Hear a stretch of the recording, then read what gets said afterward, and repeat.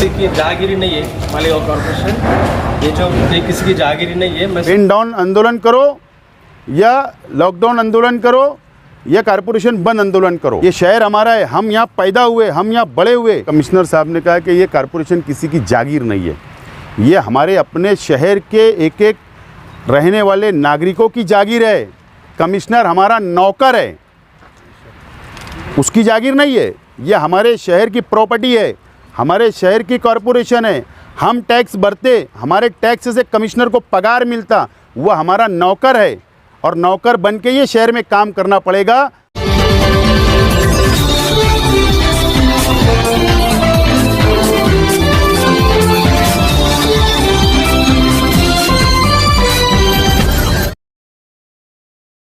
कुछ चापलूस किस्मों के अधिकारी जो कमिश्नर की चापलूसी कर रहे हैं, जिनको कमिश्नर से उनका जाति फ़ायदा हो रहा है, ऐसे लोगों ने बाकी कर्मचारियों को या कर्मचारी संगठनों को भड़काकर आज का पेन डाउन आंदोलन उन्होंने किया। मैं महानगर पालिका के तमाम ही कर्मचारियों से विनती करना चाहता हूं, अपील करना चाहता हूं कि आप लोकल हो, आप यहाँ पर आपको पूरी सर्विस करना है। ये शहर तुम्हारा है, ये शहर हमारा है। अगर कोई कमिश्नर के दबाव में अगर तुम काम कर रहे हो तो कल लेखा जोखा तुम्हारे डिपार्टमेंट का, तुम्हारे टेबल का हम राष्ट्रवादी कांग्रेस पार्टी के तमाम ही पदाधिकारियों को तुमको देना पड़ेगा और ये शहर को आपको हिसाब देना पड़ेगा। तो कमिश्नर आया है, कमिश्नर चला जाएगा, आपको यहाँ रहना है। मैं कोई तंज नहीं कर रहा हूँ, कोई धमकी नहीं दे रहा हूँ, नहीं तो सबका बायोडाटा हमारे पास है, वक्त आने पर उनका भी बायोडाटा खोला जाएगा। दूसरी बात, मेरा सवाल है महाराष्ट्र शासन से और मेरा मांगनी भी है, डिमांड भी है। क्या वजह है कि हुकूमत महाराष्ट्र के शासन के 3 डिप्टी कमिश्नर ये शहर छोड़कर चले जा रहे हैं, कारपोरेशन छोड़कर चले जा रहे हैं। 3 लोगों ने विनती, मेरी जो मालूमात है कि 3 लोगों ने विनती ट्रांसफ़र करवा लिया। यहाँ पर सिर्फ सहायक आयुक्त तो कोई मैडम बची हुई है। काम मुझको ऐसा लगता है कि उनके ऊपर दबाव बनाकर उनसे गलत काम करवाने का कोशिश की जा रही थी और ये वजह है शायद उन्होंने विनती ट्रांसफ़र ले लिया। वो गलत काम करना नहीं चाहते थे, अच्छे ऑफिसर थे।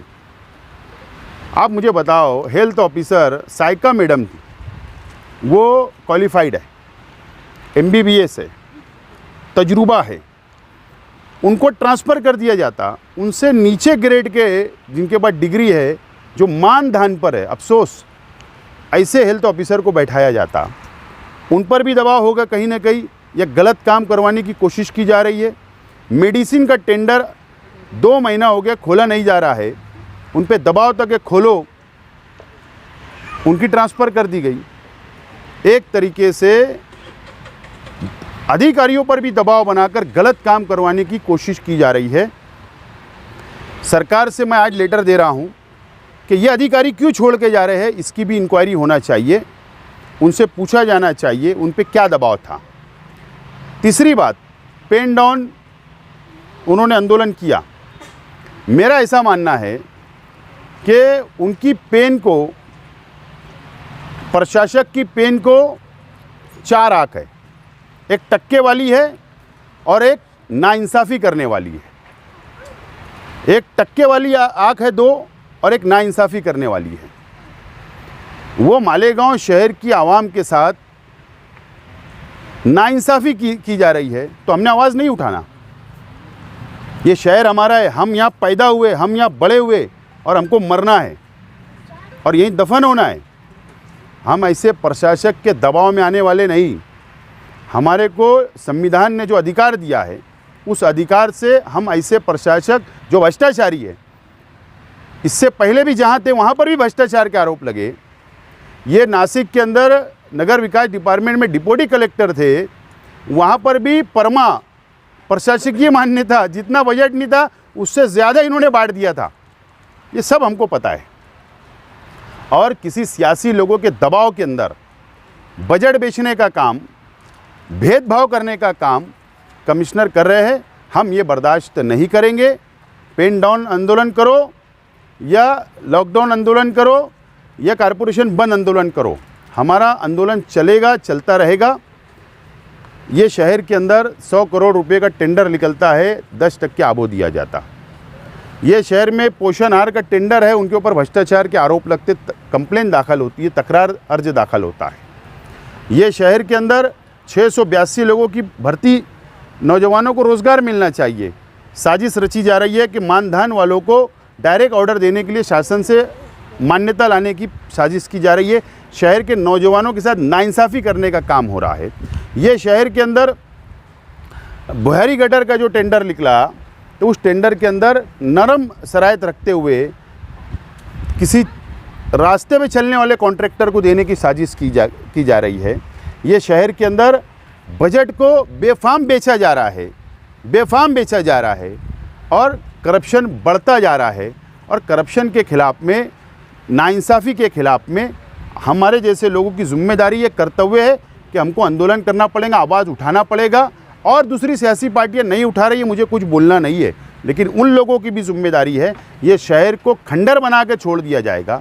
शहर के अकाउंट डिपार्टमेंट के पास पैसा नहीं होगा, कर्मचारियों के लिए पगार नहीं होगी, टीचरों के लिए नहीं होगी, शहर के साफ़ सफाई के लिए नहीं होगी, लाइट के लिए नहीं होगा, कोई मूलभूत सुविधा हम शहर में आने वाले दिनों में नहीं दे सकते। ये तजुर्बा है, हमको दिख रहा है। इसके लिए आवाज़ हम लोग उठा रहे और आवाज़ उठाते रहेंगे। ऐसे आंदोलन से हम डरने वाले बिल्कुल नहीं है। हमने जो लेटर डिमांड किया है, उसका जवाब, उसका समाधान जवाब अगर हमको नहीं मिलेगा, हमारी डिमांड को पूरा नहीं किया जाएगा, भ्रष्टाचार को नहीं रोका जाएगा, तो हमारी लड़ाई हर हाल में शासन से लेकर कोर्ट तक हम लोग जाने की तैयारी है। रास्ते पर उतरने की हमारी अपनी तैयारी है और उसके लिए राष्ट्रवादी कांग्रेस पार्टी के कार्यकर्ता मुकम्मल तौर पर तैयार है, मुकम्मल तौर पर तैयार है।